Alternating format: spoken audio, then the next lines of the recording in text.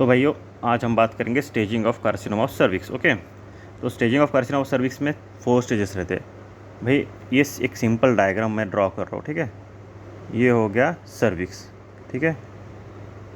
अब ये ब्लू है, ये हो गया आपकी वजाना। अब वजाना में अपर 2/3 पार्ट, ठीक है, ये अपर 2/3 पार्ट, ठीक है।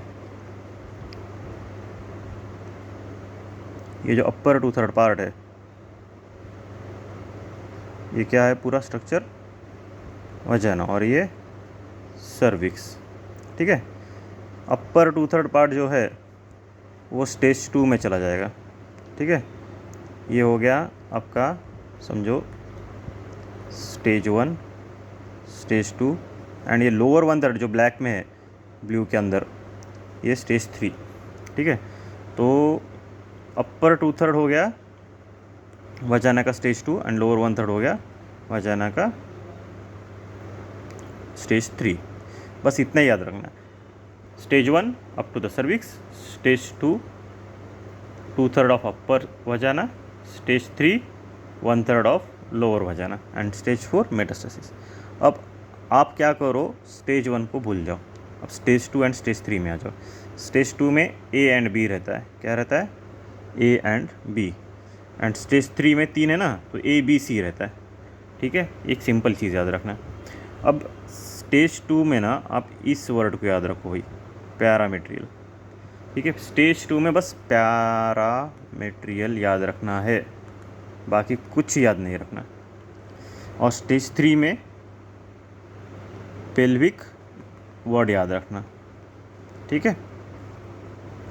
तो मैंने क्या बोला, अपर स्टेज 1 में सर्विक्स, स्टेज 2 में अपर 2/3 ऑफ वजाना, स्टेज 3 में लोअर 1/3 ऑफ वजाना। स्टेज 2 में क्या याद रखोगे आप, पैरामेट्रियल वर्ड, स्टेज 2 में हाँ पैरामेट्रियल वर्ड, और स्टेज 3 में क्या याद रखोगे, पेल्विक वर्ड, ठीक है। स्टेज 2 में ए एंड बी, क्योंकि वो 2 है स्टेज 2, और स्टेज 3 3 आते हैं उसमें, तो ए बी सी, ठीक है। तो अब हम क्या करेंगे, स्टेज 1 तो सर्विक्स तक है, ये अब भूल जाओ ये पूरा। आप स्टेज 2 में याद रखना A and B, extend to the upper 2/3 of vagina without parametrial involvement, stage A, and extend to the parametrium but not the pelvic wall, stage 2B, ठीक है। स्टेज 3 में lower 1/3 of vagina, stage 3B में, अभी ये pelvic word याद रखना, extend to the pelvic, stage 3C में pelvic lymph node C1, para aortic lymph node C2। बस सिंपल सा है, कुछ ज़्यादा कन्फ्यूजन नहीं है, कुछ नहीं। अब ये दोनों होने के बाद स्टेज 4 में तो डिस्टेंस मेटास्टेसिस है, वो सिंपल है याद रहने में। अब हम वापस आ जाएंगे स्टेज 1 में। ओके, तो इसमें यार मैथमेटिकल सिंपल यानी याद रखना है आपको, range less than 3 mm A1, 3 to 5 mm A2।